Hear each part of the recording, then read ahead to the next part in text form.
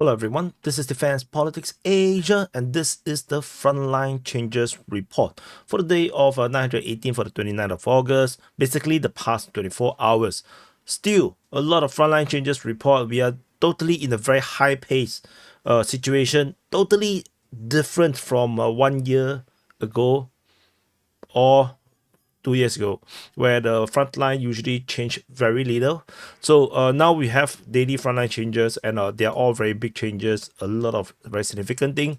However, the pro-Ukrainian people you can don't watch because all the frontline changes is red. Everything is pro-Russian. In reality, as in like the reality is pro-Russian.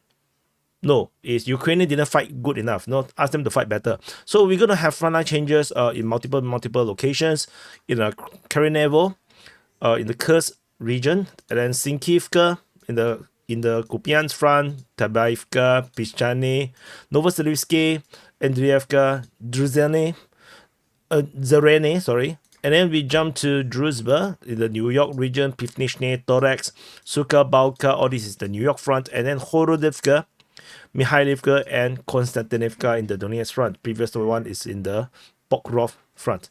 We're going to go into the Kursk front first. There is some frontline change. It's bad news for the Ukrainians. The worst fear has came true at Karenevo. So Karenevo is over at the western flank of the Kursk front. And the Russian forces previously, in yesterday's report, already mentioned they were geolocated here, invalidating Ukrainian claims that they have captured the entire eastern half. And the latest geolocation shows that the Russians actually have taken even more grounds, and this is already acknowledged by the Ukrainian mapping. Deep State UA has already conceded that they have lost a huge portion of this region here. We have mapped it accordingly. The rest of this settlement that is not under firm Russian control is actually put as a gray zone by the Ukrainians. Basically, the Ukrainian mapping has considered that they have no foothold within Karenevo at all. So this is a huge difference between the current situation and around a week ago, where the Ukrainians claim that they have taken a huge amount of grounds here, and this changes the reality quite a bit. So this is the frontline change around here. In terms of the rest of a Kursk front, there is no frontline changes. So which means that the situation just got a little bit worse for the Ukrainians, but largely the front line did not change. And for those that don't watch the situation report, I just want to highlight, because situation report I go into a lot of details into every single front, which is why the video is so long. The Ukrainians have tripled down, not just doubled down, they already doubled down. It's like tripled down on Kursk, where they have sent reinforcement into the Kursk front. According to the pro-Russian side, they say that it's like 92 brigades. I don't know what kind of like stupid number they I don't really believe. I can't. Where is the number? I don't know. Some stupid number that I don't believe is true, but they are sending a lot of troops into the Kursk front. It looks like they want to double, triple down, fourple down on this, or fiveper down. So tentatively is triple down. So we're gonna see. For those that are interested, do check out the situation report. We will probably talk more about it.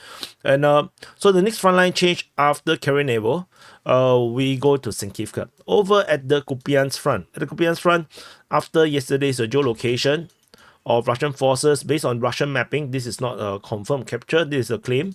The Russians have actually taken the entire northern half of Sinkivka based on the Russian mapping. So we just continue to monitor and see how this develops. The Ryba, the pro-Russian source, noted that when they planted the flag, they were very calm. It doesn't look like they're under fire or the Ukrainian troops are nearby. So there is a high chance that the Ukrainians may have abandoned Sinkivka for now. Sinkivka is very flat. It's super flattened now. So it doesn't really exist as a settlement anymore per se. So it's basically demolished. So it is unlikely that the Russians will be able to hold a defense around there. So be prepared for the Ukrainians retaking the town again, or the village again. So the next frontline change is over in the Pischane front at the Tabaivka region. So you can see there is two frontline change within these two areas.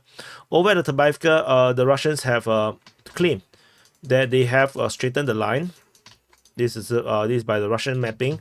They have taken the entire tree line around here and secured the entire western part of Tabaivka. So so this straightens the front line, which makes a lot more sense. So because I don't think the Ukrainians could have defended this area pretty well, given the terrain situation. And the other front line change is over at Pischane region, in the direction towards Kolinivkivka, where the Russian forces have made progress around here. This comes after the Russians were geolocated here, and then they were mapped by the Ukrainians to be pushing southwestward. This time round, we have Deep State UA, the pro-Ukrainian source, reporting the Russians are now pushing towards Kolinivkivka. So this is significant. As I mentioned before, the cutting of the Ukrainians into two halves is going to create a lot of logistical problems, and we are now around 3.8 kilometers, just below 4 kilometers from the settlement of Kolinivkivka. And the Russians don't really need to go all 4 kilometers. They just need to go around 3 kilometers, and they will have fire control or over the roads, and that will already affect logistics. So the Russians are now pushing mainly in these two directions. There is also reports about Russians pushing in the northern area here, but I think these two settlements will be more critical. So let's wait and see how this develop and whether the Ukrainians will continue to hold a defense. South of this position, over at Novoselivsky, there is some interesting frontline change by Deep State UA. I believe I may have forgotten to map this, but I just want to highlight again, the Russian forces have this tree line, or most of it. And this create a very weird salient, which the Ukrainians claim to be the case. I don't think that is the case. So this, I just want to highlight. I think I may have missed it or something. So I previously have already mapped this, but I think I've forgotten to adjust the border accordingly. So anyway, this is what it is.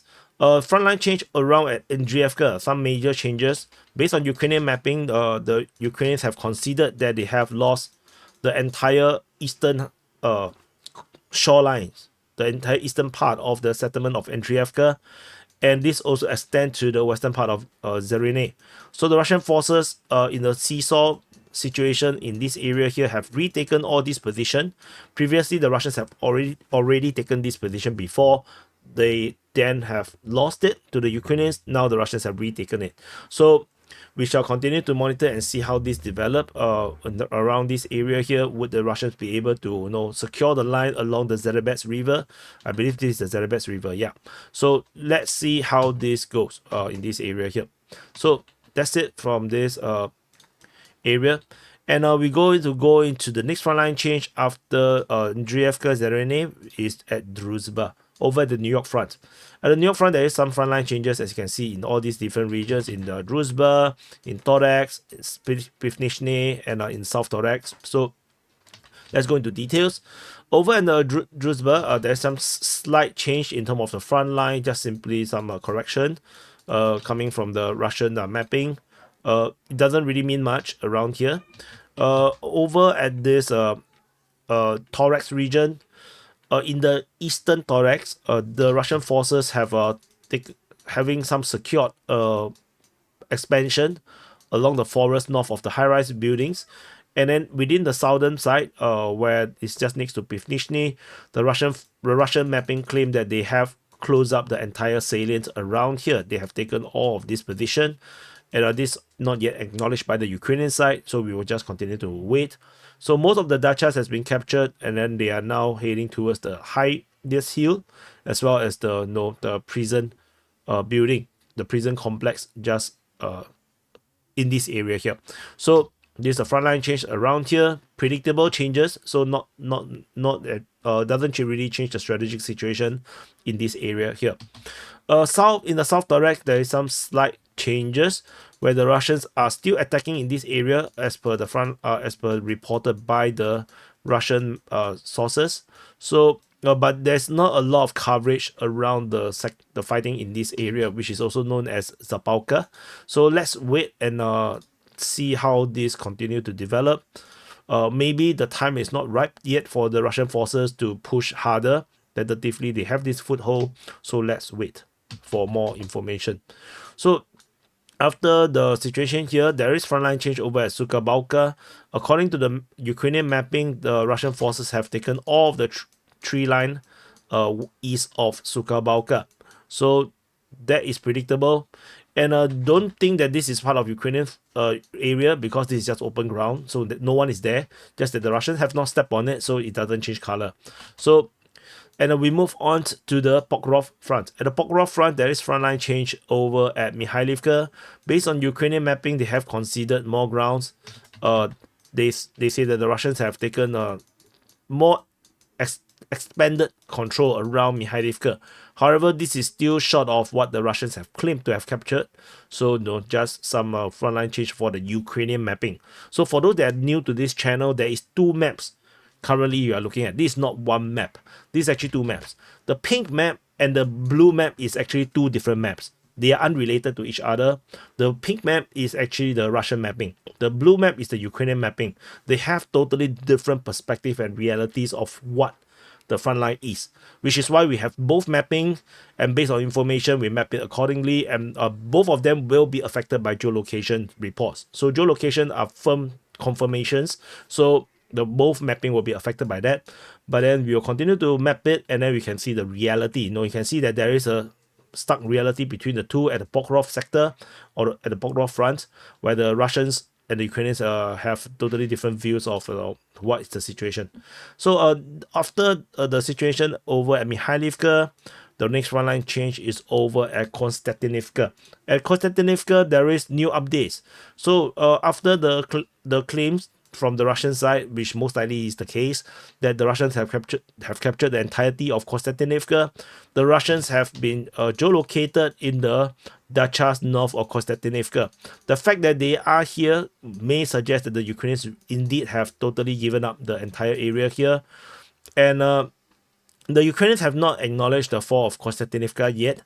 So there could be a few reasons. Maybe they are still waiting for these warehouses and these warehouses here. Maybe these two have to be captured in their mind before the Russians have full control over Konstantinivka. That could be the case. So anyway, we will continue to monitor. No, it doesn't matter what kind of propaganda, information warfare, that's being waged on YouTube, on Telegram, on Twitter. It doesn't matter. Reality always catches up. This is why don't cope. Don't go for fake news. If any channel just only reports about Kursk offensive to you and nothing else about the rest of Ukraine, they are hoodwinking you. They are gaslighting you. Stick to reality. The reality will set you free. And I'll see you guys in the next update.